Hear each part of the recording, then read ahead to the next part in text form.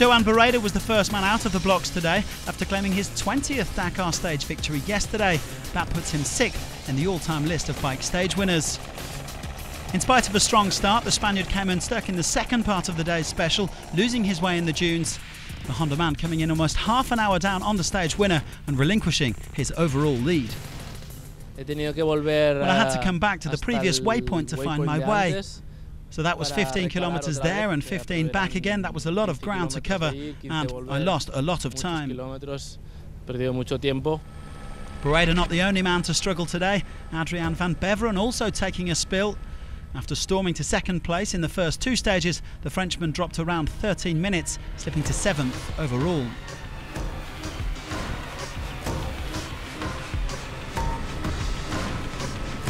His Yamaha teammate Xavier de Sultre also had a few minor issues, as did Franco Caimi. Not the best day at the office for Yamaha, whose improved WR450F nevertheless looks capable of rivaling KTM and Honda in the battle for overall victory.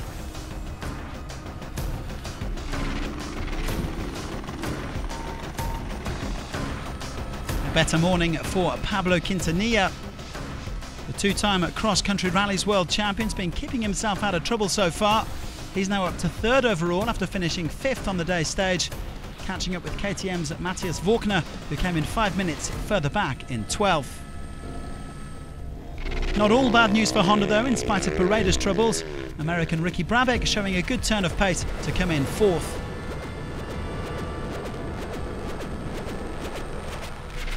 '16 champion Toby Price is steadily improving as well. He came 3rd for KTM.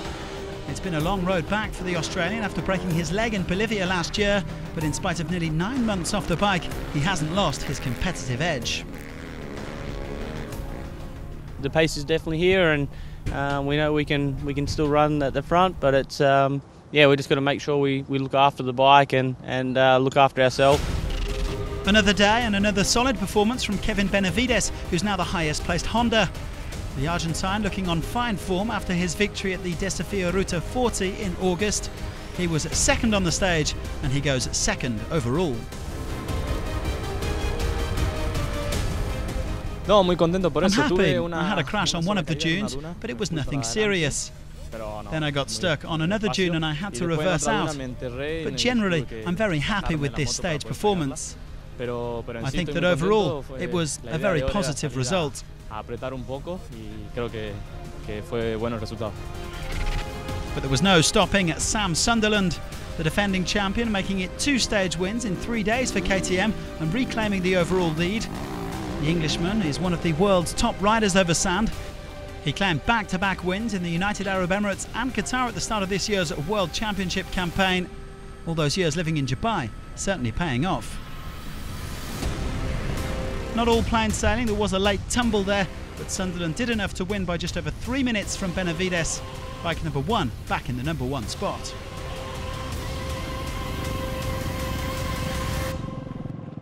It has the Dakar, you know. It's like this, you have to try and be consistent every day, and yeah, I'm a bit angry at myself for missing that drop there, but 1 drop out of 1,000 is not so bad, you know. KTM and Honda dominating the 3rd stage then, even if it was a bad day for Barreda. Quintanilla 5th, while last year's 3rd place rider Gerard Fares was 6th. Sunderland leads by 4:38 from Benavides, with Quintanilla, Price and Brabec making up the top 5. Barreda though over 22 minutes off the pace.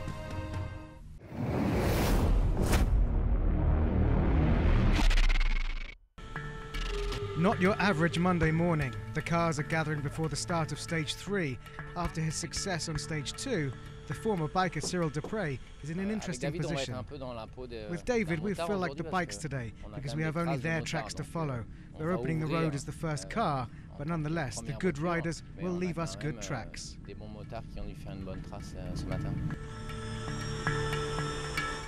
And so he heads into the stage. And what a daunting landscape lies ahead.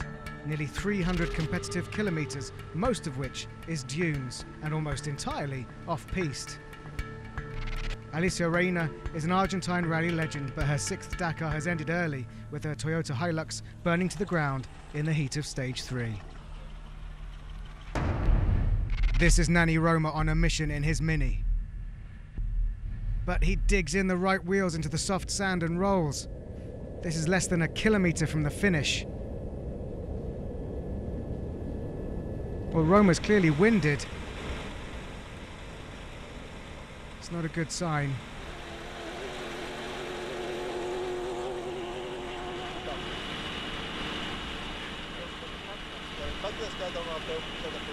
Well, the crew decide to try and finish the stage,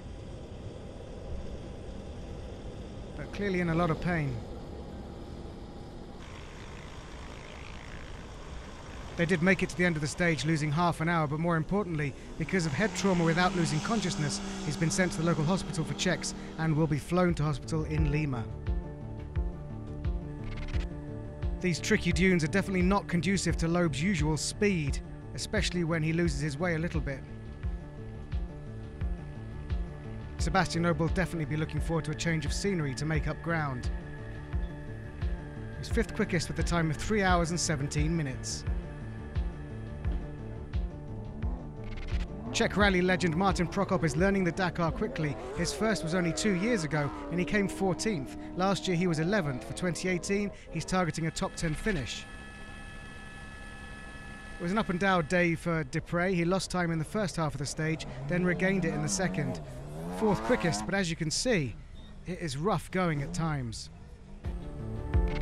Business as usual for the French master. Stéphane Petr-Hansel knows that consistency is key, and with long-term co-driver Jean-Paul Cotret, this is exactly the kind of stage where the experience and communication between the veterans can bring rewards. They are 2nd quickest.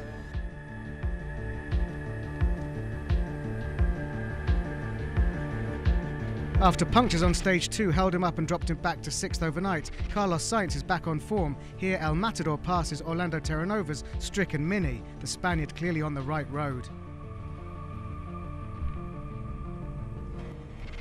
Nasser Al-Attiyah has mounted an impressive comeback today, consistently quicker than everyone else since the second checkpoint, despite a couple of punctures en route. By the end of the stage, he is over 4 minutes quicker than Stéphane Petr-Hansel.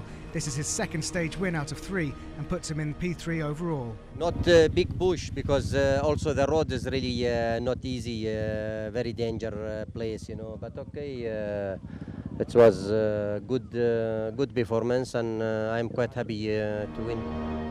Yep, quite happy. A massive stage win for Al-Attiyah, but the rest of the top 5 are all Peugeots. Nobody knows better than Petr-Hansel that it's good to play the long game, and after 3 stages, Mr. Dakar has eased into the lead without yet winning a stage. 11 side-by-side vehicles started Dakar 2018 in the class for the little utility buggies limited to 1000cc. Camilla Liparotti is struggling a little in her Yamaha. This is her 10th Dakar, but her usual ride is a quad. Leader in class is Brazilian driver Reinaldo Varela in his Can-Am.